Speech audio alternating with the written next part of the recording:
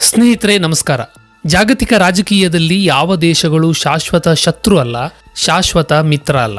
2021ರಲ್ಲಿ ಅಫ್ಘಾನಿಸ್ತಾನದಲ್ಲಿ ತಾಲಿಬಾನ್ ಅಧಿಕಾರಕ್ಕೆ ಬಂದಾಗ ಭಾರತ ಆ ದೇಶದ ಜೊತೆಗಿನ ಸಂಬಂಧನ ಕಡಿದುಕೊಂಡು ಬಿಟ್ಟಿತ್ತು. ಅಫ್ಘಾನಿಸ್ತಾನ ಮತ್ತು ಪಾಕಿಸ್ತಾನದ ನಡುವೆ ಸ್ನೇಹ ಸಂಬಂಧ ಇತ್ತು. ಆದರೆ ದಿಢೀರಂತ ಅಫ್ಘಾನಿಸ್ತಾನ ಮತ್ತು ಪಾಕಿಸ್ತಾನ ಶತ್ರುಗಳಾಗಿ ಬಡಿದಾಡಿಕೊಂಡು ಯುದ್ಧ ಆಗಿ ಕದನ ವಿರಾಮನೂ ಆಗಿದೆ.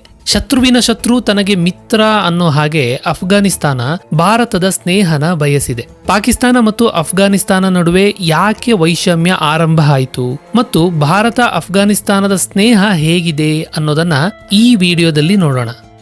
ಇತ್ತೀಚೆಗೆ ಅಫ್ಘಾನಿಸ್ತಾನದ ವಿದೇಶಾಂಗ ಸಚಿವ ಅಮೀರ್ ಖಾನ್ ಮುತ್ತಾಕಿ ಭಾರತಕ್ಕೆ ಭೇಟಿ ನೀಡಿದ್ರು. ಈ ಸಮಯದಲ್ಲಿ ಎರಡೂ ದೇಶಗಳ ಸಂಬಂಧವನ್ನ ಸುಧಾರಿಸಿಕೊಳ್ಳಲಾಗಿದೆ. ಅಫ್ಘಾನಿಸ್ತಾನದಲ್ಲಿ ಮೊದಲು ಕೂಡ ಭಾರತದ ರಾಯಭಾರಿ ಕಚೇರಿ ಇತ್ತು. ಆದರೆ 2021ರಲ್ಲಿ ತಾಲಿಬಾನ್ ಆಡಳಿತಕ್ಕೆ ಬಂದಾಗ ಅಮೆರಿಕ ನೇತೃತ್ವದ ನ್ಯಾಟೋ ದೇಶಗಳ ಸೇನಾ ಪಡೆಯನ್ನ ವಾಪಸ್ ಕರೆಸ್ಕೊಂಡ್ರು. ಅದೇ ರೀತಿ ಭಾರತ ಕೂಡ ರಾಯಭಾರಿ ಕಚೇರಿಯನ್ನ ಮುಚ್ಚಿ ಅಲ್ಲಿದ್ದ ಅಧಿಕಾರಿಗಳನ್ನ ವಾಪಸ್ ಕರೆಸ್ಕೊಂಡ್ಬಿಡ್ತು. 1 ವರ್ಷ ಆದ್ಮೇಲೆ ಒಂದು ಸಣ್ಣ ನಿಯೋಗನ ಅಲ್ಲಿ ಭಾರತ ಸರ್ಕಾರದ ವತಿಯಿಂದ ಇರಿಸಿದ್ರು.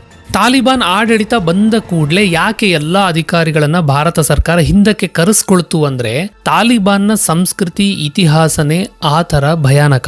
ಈ ತಾಲಿಬಾನ್ನ ಆಡಳಿತದಲ್ಲಿ ಇಸ್ಲಾಂ ಧರ್ಮ ಹಾಗೂ ಶರಿಯತ್ ಕಾನೂನನ್ನ ಕಟ್ಟುನಿಟ್ಟಾಗಿ ಪಾಲನೆ ಮಾಡ್ತಾರೆ. 1996ರಲ್ಲಿ ಮೊದಲ ಬಾರಿಗೆ ಅಫ್ಘಾನಿಸ್ತಾನದಲ್ಲಿ ತಾಲಿಬಾನ್ ಸಂಘಟನೆ ಆಡಳಿತ ಶುರು ಮಾಡಿತು. ಅಲ್ಲಿಂದ 2001ರವರೆಗೂ ಅಲ್ಲಿನ ಜನರಿಗೆ ಚಿತ್ರಹಿಂಸೆ.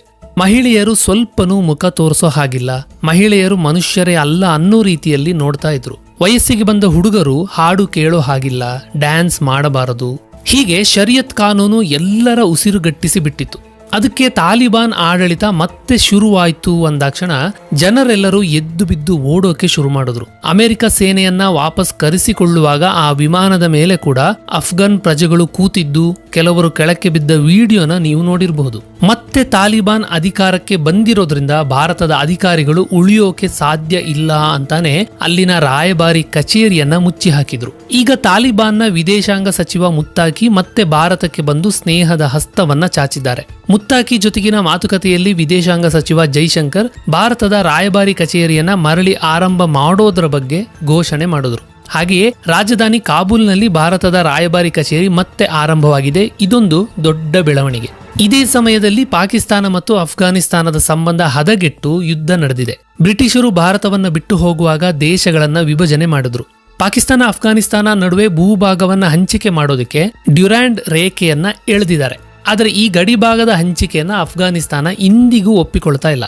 ಗಡಿನಾಡಿನ ಕೆಲ ಪ್ರದೇಶಗಳು ಮತ್ತು ಬಲೂಚಿಸ್ತಾನದ ಉತ್ತರ ಭಾಗ ತನ್ನದು ಅಂತ ಅಫ್ಘಾನಿಸ್ತಾನ ಹಿಂದಿನಿಂದಲೂ ವಾದ ಮಾಡಿಕೊಂಡೇ ಬಂದಿದೆ. 1947ರ ನಂತರದಿಂದಲೂ ಅಫ್ಘಾನಿಸ್ತಾನ ಮತ್ತು ಪಾಕಿಸ್ತಾನದ ಮಧ್ಯೆ ಸಂಬಂಧ ಸರಿ ಇರಲಿಲ್ಲ. ಮುಂದೆ ರಾಜಕೀಯ ಕಾರಣಗಳಿಗಾಗಿ ಪಾಕಿಸ್ತಾನ ಹಾಗೂ ಅಫ್ಘಾನಿಸ್ತಾನದ ನಡುವೆ ಸ್ನೇಹ ಬೆಳೆದಿತ್ತು. ಈಗ ಮತ್ತೆ ಕಿತ್ತಾಟ ಜೋರಾಗಿದೆ. ಪಾಕಿಸ್ತಾನ ಮತ್ತು ಅಫ್ಘಾನಿಸ್ತಾನದ ಗಡಿಭಾಗದಲ್ಲಿ ನಡೀತಾ ಇರೋ ಸಂಘರ್ಷ ಹೇಗಿದೆ ಅಂತ ಈಗ ನೋಡೋಣ.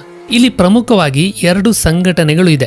ಒಂದು ಅಫ್ಘಾನಿಸ್ತಾನದಲ್ಲಿ ಆಡಳಿತ ನಡೆಸ್ತಾ ಇರೋ ತಾಲಿಬಾನ್ ಸಂಘಟನೆ, ಮತ್ತೊಂದು ತೆಹರೀಕ್ ಇ ತಾಲಿಬಾನ್ ಪಾಕಿಸ್ತಾನ್ ಸಂಘಟನೆ. ಅಂದ್ರೆ ಇದು ಪಾಕಿಸ್ತಾನದ ಒಳಗೆ ಇರುವ ಮತ್ತೊಂದು ತಾಲಿಬಾನ್ ಸಂಘಟನೆ. ಇದನ್ನ ಪಾಕಿಸ್ತಾನಿ ತಾಲಿಬಾನ್ ಅಂತಾನೂ ಕರೀತಾರೆ. ಈ ಸಂಘಟನೆಯ ಪ್ರಮುಖರು ಪಾಕ್ ಅಫ್ಘಾನಿಸ್ತಾನದ ಗಡಿಭಾಗದಲ್ಲಿ ಇರ್ತಾರೆ. ಈ ಸಂಘಟನೆಯವರು ಪಾಕಿಸ್ತಾನದ ಸರ್ಕಾರವನ್ನ ಬೀಳಿಸಿ ಅಲ್ಲಿಯೇ ಮತ್ತೊಂದು ತಾಲಿಬಾನ್ ಆಡಳಿತವನ್ನ ತರಬೇಕು ಅಂತ ಪ್ರಯತ್ನ ಮಾಡ್ತಾ ಇದ್ದಾರೆ.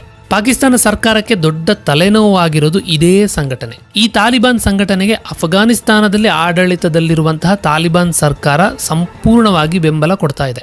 ಗಡಿ ಪ್ರದೇಶ ಖೈಬರ್ ಪಖ್ತೂನ್ಖ್ವಾದಲ್ಲಿ ಪಾಕಿಸ್ತಾನಿ ಸೇನೆಯ ವಿರುದ್ಧ ಈ ಸಂಘಟನೆಯವರು ಕಾರ್ಯಾಚರಣೆ ಮಾಡ್ತಾ ಇದ್ದಾರೆ.